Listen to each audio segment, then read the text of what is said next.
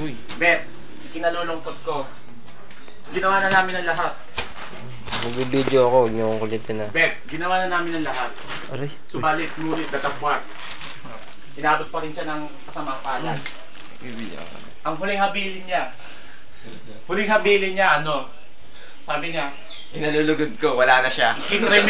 i-cremate daw siya. Yun ang huling habilin niya. How- Uy, gumalaw! It's a miracle! Pare, it's a miracle. No, father. Sino ba yung nagbibideo dyan? Sino yung nagbibideo? Itulan niyo naman ako. Exercise time.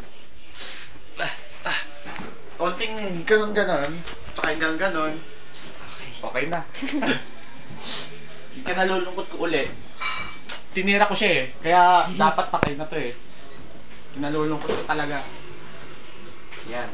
Ang huling habilin niya, cremated daw siya. Kaso, ayon sa masinop na pagtatala ng mga ebidensya, huling-huli sa akto. Teka lang, asan ba yung tsak ko? Tsak. Yan.